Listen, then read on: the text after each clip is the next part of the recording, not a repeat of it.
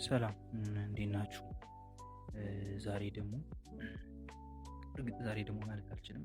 እስከ ዛሬ አንድም ቀን የድምጽ ቪዲዮ ሰርች አላውቅም። እንግዲህ አላውቅም እስከ ዛሬ አብራችሁኝ የምለቃቸውን ቪዲዮዎች ያያችሁ ሰዎች ካላችሁ የድምጽ ለቅቄ አላውቅም እና ግን ዛሬ እስኪ የሀሳብ ለሁሉም ይሆናል ወይ? ምክንያቱም ብዙ ጊዜ አስባለሁ በዙሪያዬ ባሉ ሰዎች ማየዋለሁ እና እስኪ እንዲሁ ሀሳብ የሚጠቅማቸው ከሆነ እስኪ እንደምንም ሞካክሬ አንድ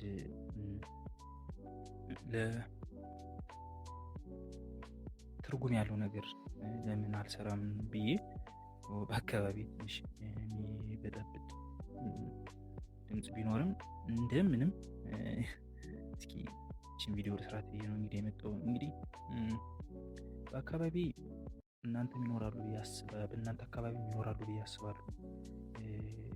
ከኢንተርኔት መስፋፋት ጋር ሁሉ ነገር ነፃ ከመሆን ጋር ተያይዞ አንድ የመጣች ሱስ አለች። ያችም የፖርኖግራፊ ሱስ ናት።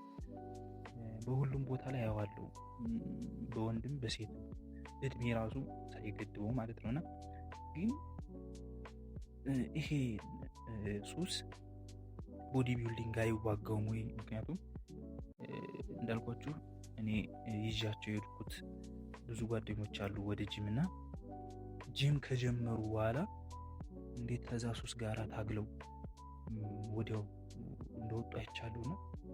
ምናልባት ብነግራቸው ይሰማኝ ካለ በሱስ ያለ ሰውም ወጥቶ ወደዛኛው ወደ አሪፉ መንገድ እንዴት ይሄዳል የሚለውን ትንሽ ከሳይንስም አኳያ አየዋለሁ እና ደግሞ በግሌ ካየኋቸው ነገሮች ጋር አያይዛለሁ። እንግዲህ ሳይንስ የሚለው ፖርኖግራፊ በጣም እንዲስፋፋ የሚያደርገው ነገር የዶፓሚን አለመመጣጠን ነው። እንግዲህ ብዙዎቻችሁ ስለ ዶፓሚን ታውቃላችሁ ብዬ አስባለሁ። ምክንያቱም ፖርኖግራፊ ምንድነው የሚያደርገው? ጭንቅላታችን ላይ ሀይሊ ዶፓሚን ያመነጭና ከዛ በኋላ ቀስ እያለ ይወርዳል። በሚወርድ ሰዓት ነው እንግዲህ ብዙዎቹ ያን ድብርት፣ ጭንቀት፣ የህይወት ትርጉም ማጣት የሚያመጣባቸውና ግን በተፈጥሯዊ መንገድ ቢያደርጉት አሁን ቦዲ ቢልዲንግ የሚያደርገው ቋሚ የሆነ ስቴብል የሆነ ዶፓሚንን ነው የሚያመጣው። እንግዲህ ዶፓሚንን በትንሹ እየሰጠ ኢንዶርፊን የተባለ የደስታን ሆርሞን ግን ከፍ ያደርጋል። ኢንዶርፊን ከፍ አለ ማለት ደስታችን ቋሚ የሆነ ማይዋዥቅ ይሆናል ማለት ነው። ሁለተኛው ደግሞ ያው የመጀመሪያው እንዴት ብናስተካክለው ይሻላል የሚለው ለመንካት ያክል ነው።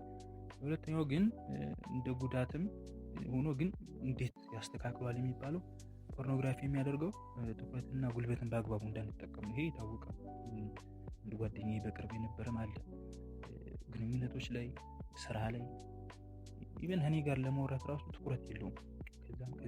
ከዛም ነው የሚበታተንና ከዛ በኋላ ግን ቀስ በቀስ ትኩረቱን መሰብሰብ ጀምሯል። እንዴት እንደዛ አደረገ?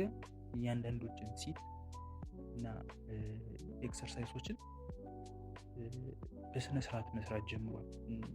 በስነ ስርዓት መስራት ሲጀምር ሴቱን እያስተካከለ ሲሰራ ትኩረት ማድረግ ሲለማመድ ትኩረት እንዴት መሰብሰብ እንደሚችል እየተለማመደ መጣና አሁን ላይ አሪፍ ትኩረት እየገነባ ያለበት ሰዓት ላይ ነው። ምክንያቱም ትኩረትን ስለሚያስተካክል ማለት ነው። የሁለተኛው የአእምሮን ጥንካሬና የራስን መግዛት አቅም ከፍ ያደርጋል። እንግዲህ ምንም በተለይ ቦዲ ቢልዲንግ ላይ ትንሽ ቢሆን ያላችሁ ሰዎች አእምሯችንን እንዴት እንደሚያደርግ ማስተዋል እንችላለን። ምክንያቱም የአእምሯችን ጥንካሬ ከሰውነታችን ጥንካሬ ጋር ይያያዛል ብዬ አምናለሁ። ሰውነታችን ጠንካራ ከሆነ አእምሯችንም ጠንካራ ይሆናል። በዛው ልክ ላይ ደግሞ ነገሮችን